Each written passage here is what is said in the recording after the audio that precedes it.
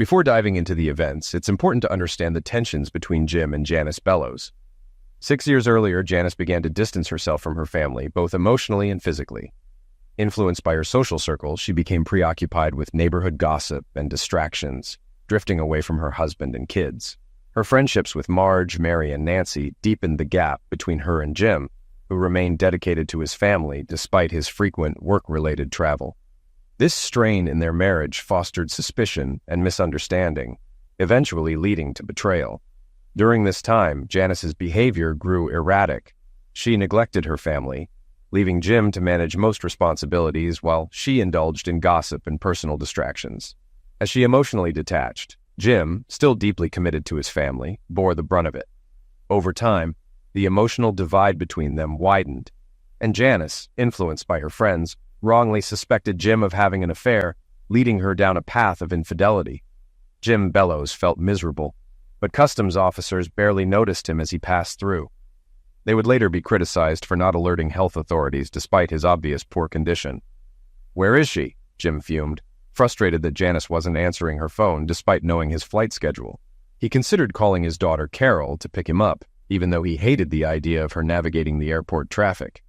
When Carol answered, Jim explained he was feeling unwell and needed a ride. She quickly reassured him, saying her brother Steve was with her and they'd be there in half an hour. Jim felt a mix of relief and frustration. He had warned Carol about driving to the airport, but he was grateful she had experience navigating it. Carol and Steve had been out shopping for Jim's birthday gift. Jim often put his family first, even scrimping on his own needs, like driving an old minivan while his wife and daughter had new cars. When Carol rushed to Steve, he sensed the urgency in her voice. "Dad's sick at the airport. We've got to go," she said. "I heard Mom talking last night. She knew when he was landing," Steve growled. "I called her, but it went straight to voicemail," Carol said, frustrated. It was typical for Janice to ignore her phone, a habit that irritated the family. While they were concerned, it wasn't unusual behavior for her. Half an hour later, they arrived at the airport. Jim, ever considerate, was waiting outside. Carol and Steve ran up to him, but Jim seemed disoriented, sitting on a bench, shivering. "Dad!" Steve yelled, panic rising. "Oh, you got here so quick. It's only been 5 minutes," Jim muttered, clearly confused. Carol helped Jim to the car while Steve grabbed the luggage. Despite cranking the heat, Jim couldn't stop shivering. Steve felt his father's burning forehead and suggested taking him to the hospital, but Jim just wanted to go home, oblivious to how serious his condition was. 40 minutes later, they arrived home. Carol helped her father out of the car while Steve carried the luggage. Outside the door stood their neighbor Nancy, holding a store-bought coffee cake, looking surprised. "Hello, Shimp," Jim greeted her, using the nickname he gave to his wife's friends. Carol suppressed a grin. Nancy, confused, asked, "What's going on? And why is your father home?" "We picked him up at the airport. Mom forgot, and he's really sick," Carol explained. Nancy held the door open, and they heard Janice laughing inside, chatting with Marge. As Carol helped Jim into a chair, she turned to her mother, furious. "Daddy called us because you forgot to pick him up. Now I know why. You were busy with Marge's brother," she snapped. Janice, embarrassed, looked down as Steve carried in the suitcases. Carol, still angry, asked Steve to get a thermometer. Once he left, Carol wrapped her arms around Jim. "Daddy, what do you think of infidelity?" she asked, glaring at her mother. Jim, disoriented, replied, "Infidelity is a terrible betrayal. It hurts everyone, especially the children." "Could it be forgiven?" Carol pressed. Jim, unaware of the situation, said, "It wouldn't happen to me, but I could never forgive it." At that moment, one of Janice's friends, Mary, made an inappropriate comment about Viagra, which Jim dismissed, admitting it only gave him headaches. The women were shocked by his candidness, while Steve thought it was too much information. Suddenly, Marge's phone rang. "What? That's impossible! Jim is here!" she said, glancing at Janice, who was pale and shaken. Before anyone could react further, Steve shouted, "Carol! Dad's temperature is almost 104! Carol quickly called emergency, and while waiting for the ambulance, they used cold towels to try to lower Jim's fever. Despite his protests, they managed to keep him cool. Carol rode with Jim in the ambulance, silently daring her mother to object. At the hospital, after hours of tests, doctors diagnosed a severe bacterial infection. Though they started him on antibiotics, they warned of possible long-term damage to his brain, heart, and other organs. As Carol and Steve sat praying for their father, Janice sat nearby, trembling. Carol occasionally shot angry glares at her mother, her thoughts bitter. Over the past 6 years, Janice had become a neglectful wife and mother, more focused on gossip and her own interests. Jim had quietly carried the burden, with Carol helping as much as she could. The past 2 years had been especially tough for Carol. Jim had to travel often for work after his previous employer went out of business. He hated the travel, but it was the only job he could find. The sacrifices they made were due to Janice, who had refused to move when Jim had been offered better-paying jobs that required relocation. Even now, Carol thought bitterly, Janice's refusal to move forced Jim to be away from home for long stretches. Carol now understood why her mother stayed. She knew what her mother had been doing with her friends and during those late evenings. Carol's thoughts shifted to her younger sister, Lisa, who was staying at their cousin's house as a reward for good grades. Carol wasn't sure if they should tell Lisa that Jim was in the hospital, possibly dying. The weekend was meant to be a celebration for Lisa and her cousins, but they knew Lisa would never forgive them if she missed the chance to say goodbye. Jim was admitted to the hospital, and Dr. Richards gave them a serious update. Jim had an antibiotic-resistant bacterial infection. They had managed to lower his temperature, but the next 24 to 48 hours would be critical. There was a chance of permanent damage, but recovery was still possible. Dr. Richards asked about Jim's recent travels, and Carol answered that he had just returned from a business trip to Brazil. The doctor said he would contact the CDC and Brazilian authorities. He allowed visitors but warned they would need to wear masks and gloves and limit their time with Jim, who was agitated and delusional. Carol explained that Jim always had terrible nightmares when sick and asked if anything could calm him down. Dr. Richards suggested holding his hand, but reiterated the need for safety precautions, including changing masks and gloves between visits. After thanking Dr. Richards, Carol decided she would stay with her father. She asked Steve to relieve her in a few hours and told Janice, with cold detachment, that she could do as she pleased. Carol's focus was now on caring for her father and looking after her siblings, while her mother had become irrelevant to her. Carol put on a mask and gloves before entering Jim's hospital room.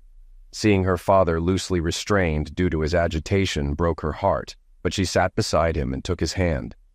"Daddy, it's Carol. I'm here. Everything's going to be okay," she reassured him, her voice shaky with emotion. Jim weakly responded, confusing the moment with memories of asking if she'd done her homework. Carol laughed softly and reassured him, playing along.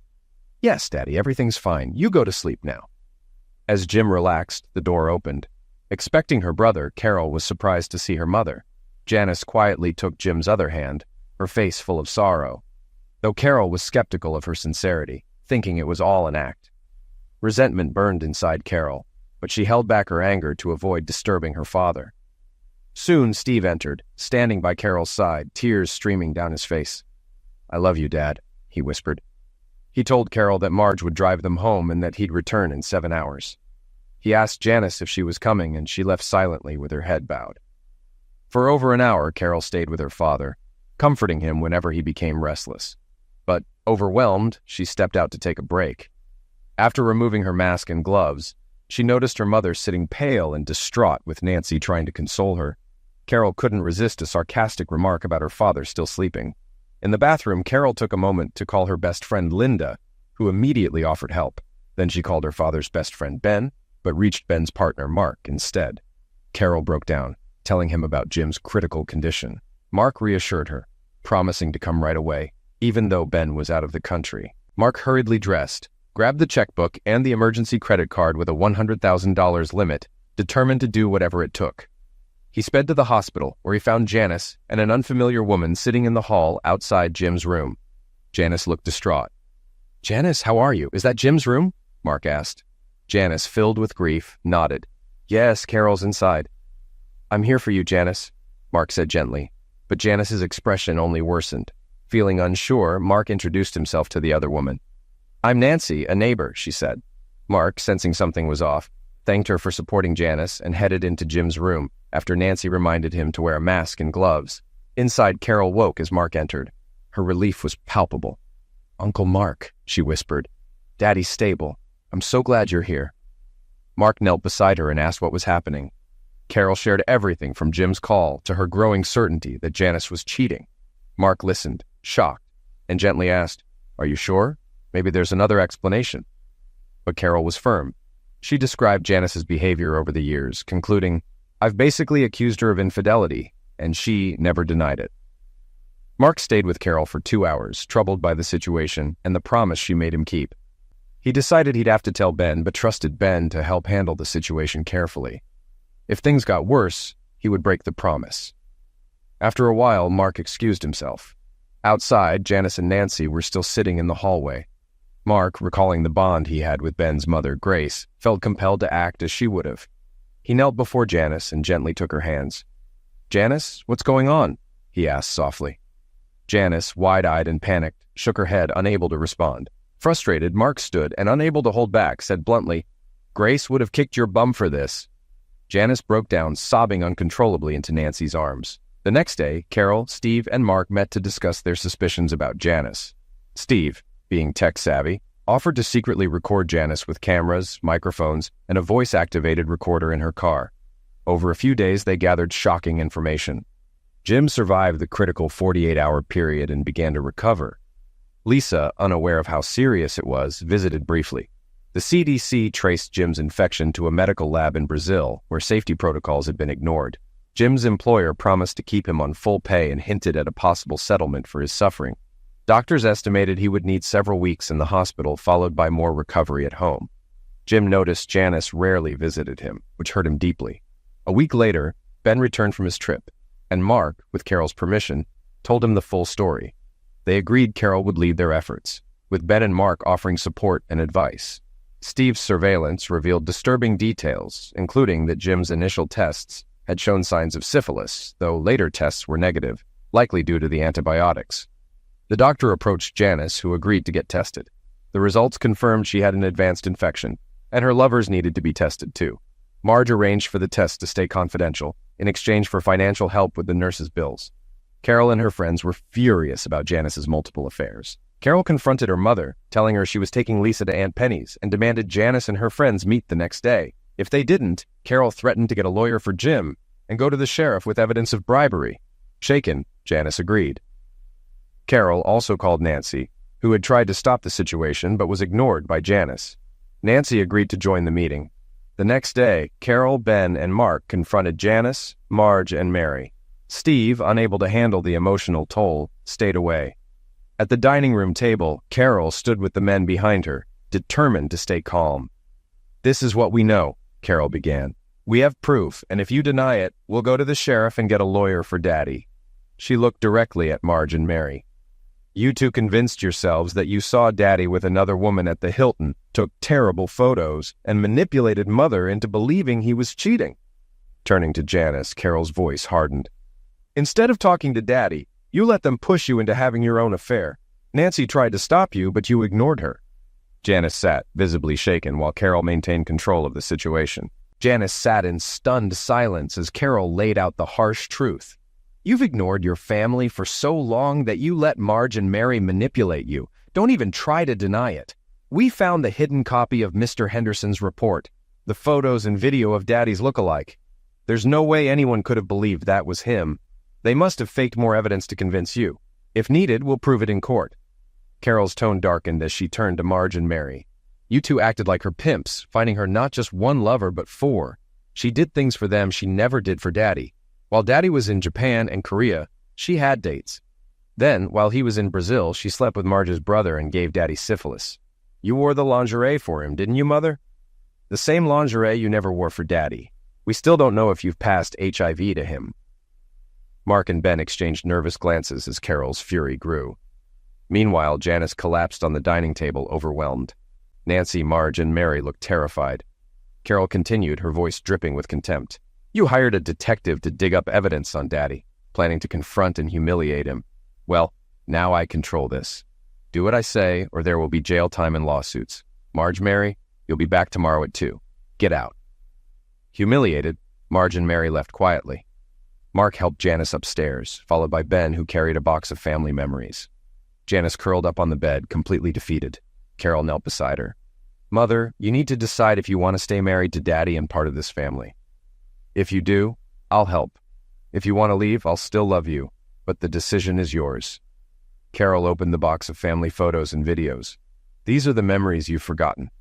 Lately, you're not in many of them. You were too busy with your friends." Janice stared at the items, speechless. "I still love you," Carol said softly. "I'm furious, but I love you." If you decide to leave, I'll still love you. But it's your choice. Carol stood and asked Nancy to stay with her mother. I'll be back tomorrow at noon for your answer, she said, kissing her mother on the forehead before leaving. Janice lay curled up, sobbing quietly. As Nancy watched, she thought, how did I let this happen? She had sensed things were wrong but hadn't pushed hard enough. Marge and Mary were manipulative, but Janice used to be smarter. Now it was up to Janice to fix what she had broken. That night, Nancy stayed with Janice, comforting her and helping her process the situation. They talked about the past, Jim's illness, and how to repair the damage. By morning, something had changed in Janice. With a renewed sense of purpose, she played old family tapes and sorted through the photo albums, realizing how much she had taken for granted, the simple, precious moments of family life. 6 years ago, Janice grew bored with her life and got caught up in gossip, influenced by Marge's lies and manipulation. Now, faced with the consequences, she realized how lonely and bitter she had become. I'm like Scrooge, she thought, wondering if she could still redeem herself. The next day, Carol returned to find Janice ready, washed, dressed, and determined. Surprised by her mother's transformation, Carol asked, "Do you have anything to say?" Janice, holding back tears, confessed, "What I did to your father and this family is terrible. I've been living in a fantasy, ignoring the damage I caused. I'm so sorry it took this to wake me up. Please give me another chance. I know I'll make mistakes, but I'll keep trying. Don't leave me." Carol softened. "We won't throw you away. We love you. But do you want to stay married to Daddy?" Janice admitted she still loved Jim, but doubted he could forgive her. "I cheated on him 6 times and gave him an STD, maybe even HIV. How could he stay with me?" Carol explained that Ben had ensured all but one of the men tested negative for syphilis and HIV, and they were hopeful Janice hadn't contracted anything worse. She reassured Janice that the family had agreed not to tell Jim about the affair unless he asked directly. "It's up to you now. Make him feel loved so he never asks. Spend more time with him at the hospital. He's hurting because you've avoided him." Janice nodded, processing it all. Carol then asked, "Why did you believe Daddy was cheating? Those photos were terrible." Nancy chimed in, explaining that it was Mary who convinced them Jim was staying at the Hilton and cheating. They had never read the detective's report. Carol, exasperated, revealed the truth. The man they thought was Jim was actually someone else, moving to the area with his fiancée. Mary had lied. Nancy, furious, added, "We should have questioned her. She just wanted to create drama." Janice, stricken with guilt, admitted, "I should have trusted your father." Carol replied coldly, "Don't worry, I'll deal with Marge and Mary. They hurt this family, and I'll make them pay." Janice pleaded with Carol to stop, but Carol was resolute. "There's no discussion. They're going to pay." Carol then laid out conditions for her mother's redemption. "You need therapy, which Uncle Ben will cover. Cut off all contact with Marge and Mary unless we're present. Encourage Daddy to move like he's always wanted, and support him in changing jobs if he wants to. And what about your money?" Janice confessed that she had contributed little to household finances, spending most of her income on clothes and expensive meals. "I've got a secret savings account, but it's not much." Carol was shocked. "You don't have that many clothes?" Janice laughed bitterly. "You've never noticed. I dress too sharp for an elementary teacher. That purse? $1,500. The cheapest pantsuit in my closet is $800. None of my shoes cost less than $300. Janice sighed, feeling the weight of her mistakes. "I guess I wanted to look like the women in my soap operas. I loved how the staff at expensive stores treated me like royalty. I also go to a spa 2 or 3 times a month, spending $300 to $500 each visit. That's where my money goes." "Mother, you need to stop," Carol said firmly. "Uncle Ben and I have reviewed the family finances. We're in bad shape. We hoped you had a secret savings account with tens of thousands, but you only have about 10,000. That's not enough for a move, a new car for Daddy, or college for Steve and me." Janice cried, overwhelmed by her failures. "I'm so sorry. I have nearly 10,000 saved, but it's not enough."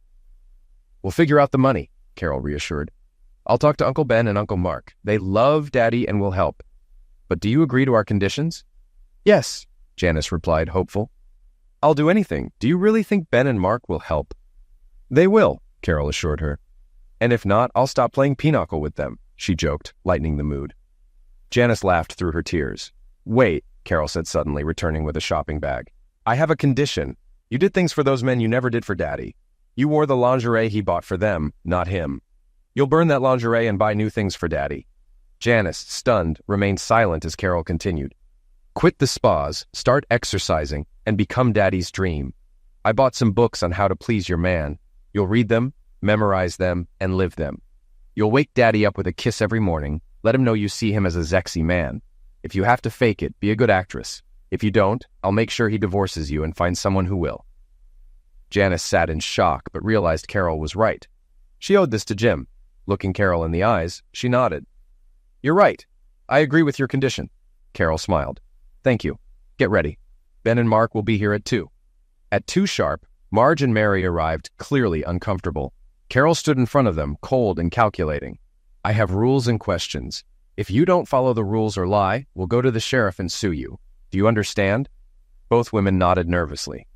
We know Mary lied about following my father from the airport, Carol said icily. I won't ask if you were in on it, Marge, but I won't be as forgiving with the other questions. Carol paced before demanding, Who are the other 3 men, and how do we find them? Marge hesitated, but confessed, I found 2, and Mary found 2. My second was Tom Williams, an X-ray tech at the hospital. Is he married? No. We'll handle him. Mary, what about your 2? Carol asked, stepping behind her chair. Mary hesitated, but Carol wasn't having it. She grabbed Mary's hair, slammed her forehead against the table, and put her in a chokehold. Gasping, Mary blurted, One is a delivery guy named Ted, but I don't know his last name. The other is a guy I met online, Jack. I have his address. Good, Carol said, releasing her. She turned to Marge. Where did it happen? Marge, defeated, admitted, Once at a hotel, twice at Mary's, 3 times at my house. Who else knows about the affairs? Carol asked. Marge confessed she told her sister and a coworker, while Mary admitted she had gossiped to several people. You'll go back and clear my mother's name, Carol warned. If you don't, my father will find out, and I'll come after you. Both women nodded, terrified. You'll cut ties with my mother and Nancy unless I say otherwise, and in 2 weeks, you'll face me in a fight. I'm going to make you pay. Marge and Mary, realizing Carol was serious, scrambled to leave. After they were gone, Carol collapsed into a chair, exhausted. Acting tough makes me tired, she muttered. Ben brought her water as Janice and Nancy entered. Are they gone? Nancy asked. Yep, Ben said with a grin. Carol scared them off after challenging them to a fight. Janice, alarmed, said, You can't do that, Carol. Don't worry, Mama, Carol reassured her. I've had years of self-defense training. They'll get hurt, not me.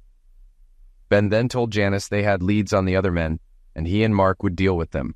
Carol expressed concern for Ben's reputation, but he assured her he was fine. Those men knew you were married, Janice. They need to feel some pain. No, Janice said, surprising them. I need to deal with them. I hurt Jim, and I'll be paying for it. They need to learn not to mess with a married woman. Ben nodded. We'll make plans later. For now, let's relax. Janice agreed and said, I need to visit Jim at the hospital. Turning to Carol, she added, I know I've lost some of your respect, but I'm working to earn it back. Carol smiled. You're starting to, and you never lost my love. She joked. I'll stay home and catch up on homework. Maybe I'll get Uncle Ben to do it for me. Ben and Mark chuckled, and everyone exchanged hugs, with Janice apologizing repeatedly. Then she and Nancy left for the hospital. Carol headed upstairs to rest while Ben and Mark stayed behind to help. Mark went grocery shopping and returned to make Grandma Grace's chicken and dumplings, cornbread, and pecan pie. Steve and Lisa came back from the mall, and Ben gave Steve a brief rundown of the situation, sensing Steve was trying to avoid thinking about it. After Mark's delicious dinner, Ben helped Carol with her homework, and they all played pinochle, a family tradition.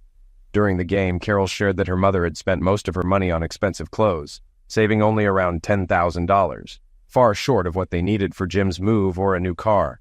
Ben, looking at his cards, calmly said, Carol, I have more money than I could ever spend. Your dad knows that, but he's too proud to ask. He feels like he's failed financially, and that eats at him. We need to help without bruising his pride. Mark agreed, suggesting they add $30,000 to Janice's savings. Ben nodded. We'll tell Jim it was saved for emergencies in college. Carol, emotional, apologized for needing their help, but Ben reassured her. Your family. I could give $1 million if needed. The only issue is your dad's pride. Carol, tearing up, said, I love you, Uncle Ben. Ben smiled warmly. I love you too, Carol. Mark lightened the mood by suggesting they buy a partially completed house near Aunt Penny's and finish it themselves. Ben protested about painting, but they agreed to hire out the more difficult tasks. The conversation shifted to planning for Jim's recovery, discussing a newer car and how to support him when he got home. At the hospital, Janice and Nancy brought magazines and books for Jim. Janice was nervous, hoping he would be asleep when she arrived, so he'd wake to find her by his side. As they neared the room, they heard Jim talking to his boss, Brian Wilkins. Brian reassured Jim, saying, "Don't worry about work. We've got you covered. Workers' comp, full pay, bonuses, and your medical bills. Take the time you need to recover." Jim, grateful, thanked him. Brian left the room, and Janice pulled Nancy aside until he was out of sight. Once clear, Janice took a deep breath and entered Jim's room. He lay there, pale and thinner than she remembered, sleeping. Seeing him so vulnerable filled her with guilt. She sat by his side, gently taking his hand. "I won't leave you again, Jim. I'll make this right," she vowed. Nancy quietly sat nearby, flipping through a magazine. Jim, half awake, felt the light touch and assumed it was one of his daughters. Opening his eyes, he was surprised to see Janice. "Hey, babe," he said softly, a faint smile on his face. "Hey, Jim," she whispered, heart aching. "How are you?" she asked, trying to stay steady. Jim, surprised by her affection, replied, "I'm doing okay. Still weak, but the infection is clearing up. I'll need physical therapy and more antibiotics, but I'm on track." "I'm so glad," Janice said, trying to sound upbeat. "I've been worried about you." Jim frowned. "Where have you been? I've barely seen you. I don't want to make you feel bad, but do you even love me anymore?" "Oh, Jim," Janice's voice trembled. "I do love you. I'm so sorry I haven't been here. I've been a wreck, but I'm going to be here for you from now on. Please, give me a chance." Jim sighed. "Okay, but we're the parents, Janice. We don't have the luxury of falling apart. You've got to stay strong for the kids. Ben and Mark are always willing to help, but we need to give 100% to our family." Janice's guilt deepened, knowing he didn't understand the full extent of her betrayal. She forced herself to stay calm. "You're right, I need to do better," Jim smiled weakly. "I've missed you. I'm glad you're here now." "I'm glad too," Janice replied, barely holding it together. "I'll do better, I promise." They talked about practical matters, bills, the kids, and Jim's work. He mentioned that Ben had been helping with finances and that his pay would go directly into their account, along with possible compensation for his illness. Janice, feeling the weight of her lies, offered a partial truth. "Jim, I've been saving some money, nearly $40,000. I should have contributed more, but from now on, 2/3 of my pay will go into the household account." Jim, trusting as ever, smiled. "That's amazing, Janice. Thank you for stepping up. I love you." Janice felt crushed by guilt. She didn't deserve his gratitude. Forcing a smile, she replied, "I'm just glad I can help." Jim, exhausted from the conversation, soon drifted back to sleep. Janice sat by his side, holding his hand, guilt overwhelming her. Nancy, who had overheard everything, thought Jim was too kind and forgiving. He had always been the protector, patrolling the neighborhood at night to keep everyone safe, yet here he was, vulnerable and unaware of Janice's betrayal. Nancy thought maybe Jim needed therapy just as much as Janice. When Jim woke briefly, they chatted about small things, including bringing Nancy into the conversation. However, Jim soon grew tired and asked them to leave before he fell asleep again. Though Janice wanted to stay, she had to work the next day to fulfill her new financial responsibilities. Before leaving, she promised to return the next evening. The following Monday, Ben's expert gathered information on Janice's 4 lovers. By Tuesday, 3 of them, excluding Danny, were warned by an intermediary about Janice's STD and urged to get tested. They complied, agreeing to share their results. Ben, Mark, and Carol postponed their plans for revenge until the results were in, deciding to deal with Danny last. After receiving the tests, only Danny had an STD, and they were ready to move forward. During this time, Janice began seeing a new therapist, Dr. Michelle Ward, a respected author and psychiatrist whom Ben had met through social circles. Over 3 sessions, Janice recounted her story, and Dr. Ward, though polite, made it clear how selfish and immature Janice had been throughout her marriage. Janice had kept her finances separate, spent money on herself, and failed to appreciate Jim's sacrifices. Worse, she let herself believe a ridiculous lie about Jim and cheated on him with multiple men. Dr. Ward, understanding Janice's tendency to blame others, felt the only way to help her was to confront her with the full extent of her mistakes. She found it hard to believe Jim had tolerated so much, wondering if he had been too lenient over the years. In the afternoons, Carol would drive herself and her siblings to visit their dad at the hospital. Evenings were spent sparring at the dojo, or working out at home. On Friday, the day before Carol's fight with Mary, Jim was ready to come home. They had set up a hospital bed in the master bedroom, leaving space for their king-size bed. Janice, Ben, and Mark went to pick up Jim while the kids stayed home, preparing a banner to welcome him. When Jim arrived, exhausted, he used a walker to slowly make his way into the house. Reaching the stairs, he struggled to climb, each step taking minutes as he shook with fatigue. Halfway up, Jim collapsed into a sitting position, reassuring his panicked family that he just needed to rest. Ben and Mark decided to help, lifting him the rest of the way. They settled him into the hospital bed, next to the king bed where Janice insisted on staying close. Jim fell asleep quickly, and Janice lay beside him, her arm draped over him. When she didn't come down after an hour, Lisa peeked in and saw her parents fast asleep together. Comforted, Lisa believed her dad would make everything better. On Saturday, the day of the fight, Mary met Carol at an abandoned factory that Mark had prepared, covering the floor with foam and tarps. Marge drove Mary, who had been exercising and even trying self-defense classes, much to her husband's confusion. Despite her efforts, Mary was unprepared for a real fight. Carol, dressed in sportswear, planned to tire Mary out before landing serious blows. After just 10 minutes, Carol started with light slaps and punches, but within 20 minutes, Mary was a sobbing mess, begging for mercy. The spectators, including Janice, were shocked, and even Janice thought it was time to stop. Carol, disappointed, had expected a tougher fight, but found Mary's breakdown pathetic. Carol decided she needed to ensure Mary wouldn't forget this moment. She had a dark thought, but realized her initial idea would mess up the tarp and get Mark in trouble. Instead, she grabbed Mary's hair and dragged her toward the front office. Mary screamed in pain, and Carol told her to start crawling or walk if it hurt too much. "Don't worry, the fight's over. We'll be back in 5 minutes," Carol said to the others. In a dirty bathroom, she threw Mary on the floor, knocked her 3 times, and spat on her, telling her to shut up. "You're getting off easy. Don't ever cross me again," Carol warned before rejoining the others. "Time to go home, Marge. Your turn is tomorrow," Carol said. Mark and Ben joked, Adrian, as they left, but Carol was unimpressed. "I trained 2 weeks for that. Lisa could have done it with one hand, and I know Marge is in worse shape." Janice cautioned, "Don't get overconfident. Marge used to be athletic." The next day, Marge did put up more of a fight, lasting 40 minutes before collapsing in exhaustion. Carol gave her some bruises, but not as many as she'd hoped. Marge apologized and told Janice she hoped things would work out with Jim. Now, it was time to deal with Janice's 4 lovers.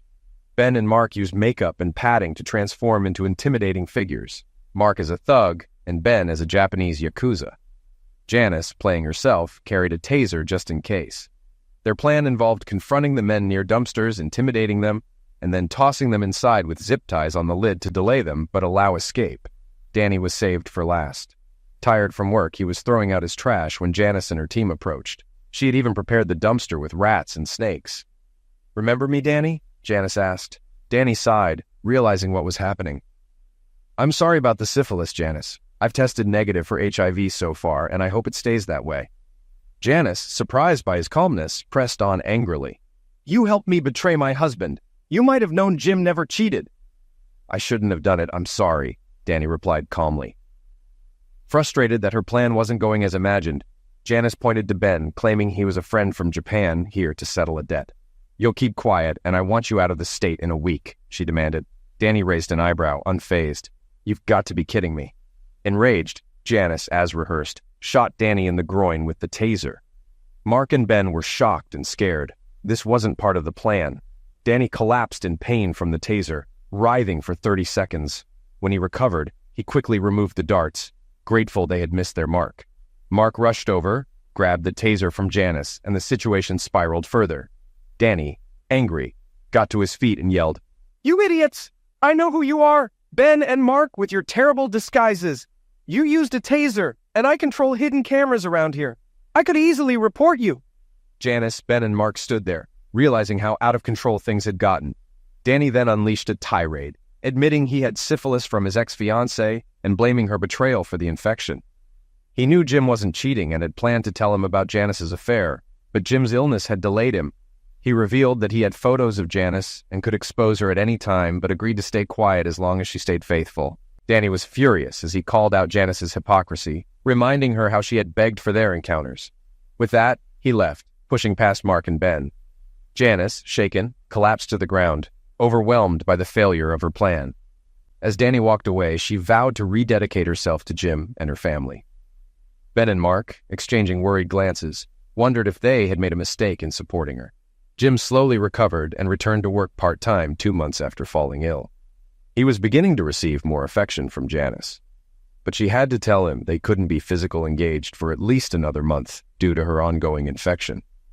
Mark found a great deal on a partially built house near Penny's area, and with some hired help for big tasks and the family handling smaller jobs, it would cost less than their current home.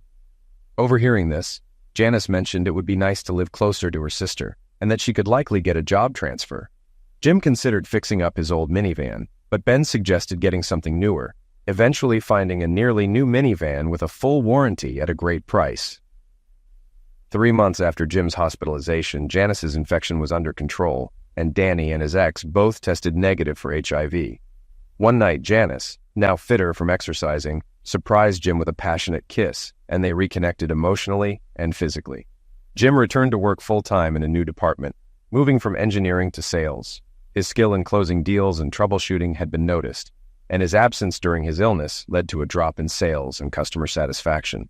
To retain him, the company gave him a 50% raise, pushing his income into 6 figures for the first time. Despite disliking travel, the pay and company support motivated him to stay.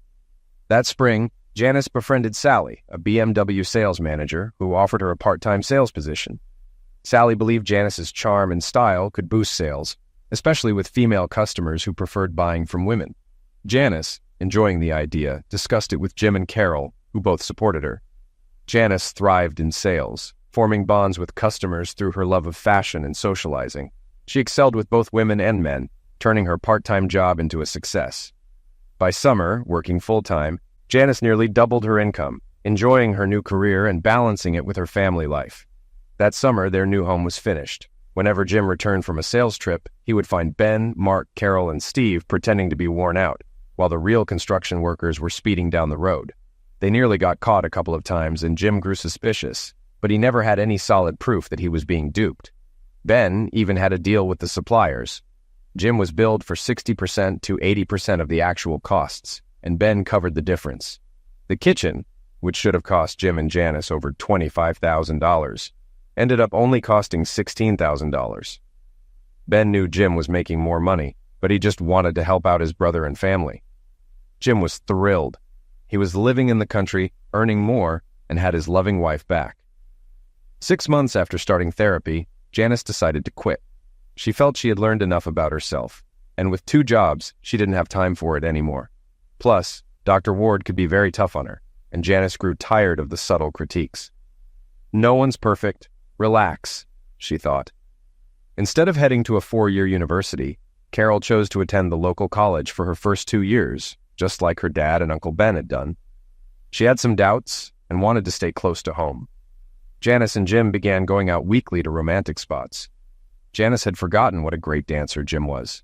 It was the middle of the 2nd summer after Jim's illness. The kids were away at a water park for a few days, a trip Janice had planned. Jim felt content as he entered the house, excited for some alone time with Janice. But instead of finding her waiting in a negligee, he saw her sitting at the dining room table, dressed formally, with a small stack of papers in front of her. "Jim, I'm sorry, honey, but we need to talk," Janice said softly, motioning for him to sit next to her. A sinking feeling welled up in Jim's stomach. "Jim, I love you, but not in the way a wife should love her husband. I love you as family, as the father of my children, but I need more.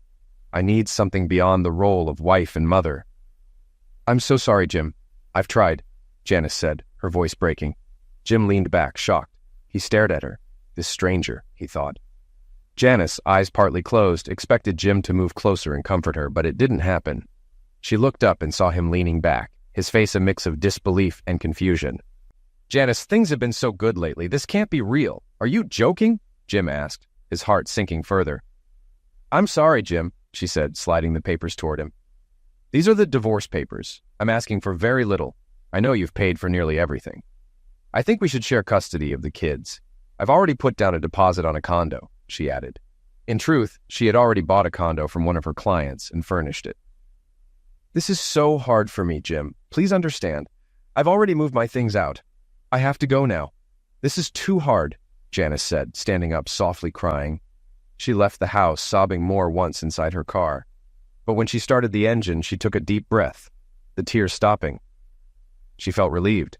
She had finally done it.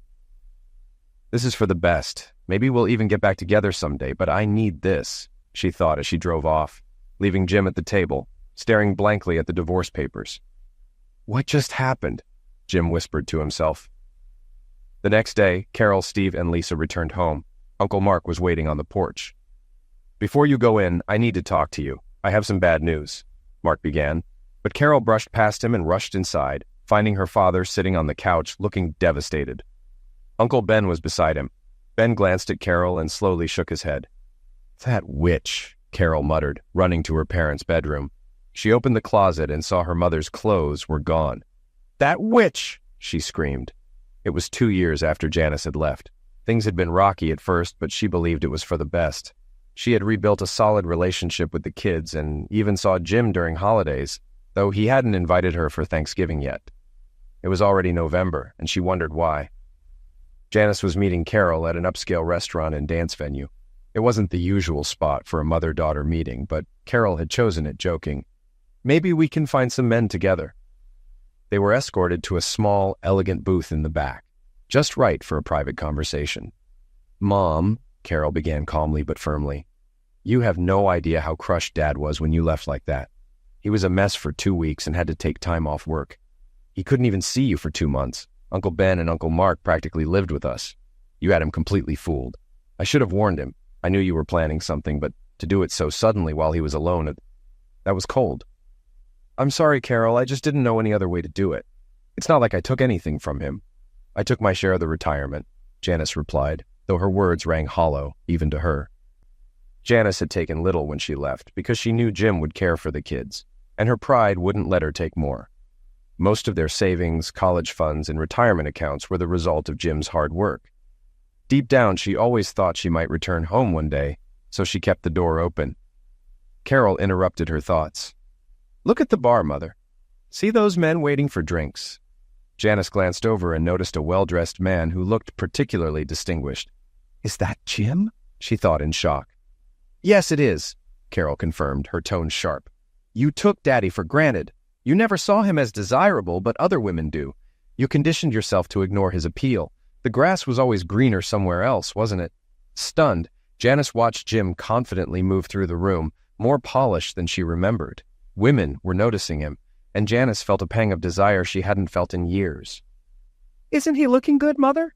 Carol continued coldly. "You hurt him, and now you see what you lost." Janice realized she had overlooked Jim's good qualities, dreaming of other men. Now, seeing him like this, she wanted to reconnect. She thought about asking him to dance, hoping to rekindle something, but Carol cut in. "You'll never have him again. He's moved on." Janice's heart sank as she saw Jim return to his table, where a younger woman stood to greet him, Michelle Ward, her former therapist. "What's happening?" Janice whispered in disbelief. Carol smirked. "It's been hard keeping it a secret. Shelley became interested in Daddy after your sessions. She wouldn't have pursued him back then, but after the separation, I made sure they met." As Janice watched, Michelle kissed Jim, his hand resting on her pregnant belly. "They got married in May," Carol revealed, pulling out an invitation Janice had declined. "Didn't you get this? I've got it right here." Janice's mind spun as Carol continued. "Now I'm going to be a big sister. Lisa's thrilled. She's even going to be in the delivery room." "I love you, Mother," Carol said, her tone softening. "But I had to make things right for Daddy. You cheated, took him for granted, and left us all behind. But I still love you." Janice barely heard Carol's words, lost in the realization of what she had thrown away. The life she had chosen now felt empty, and she could only imagine her future filled with loneliness. Carol gently tugged her hand. "Mama, we love you. You won't be alone."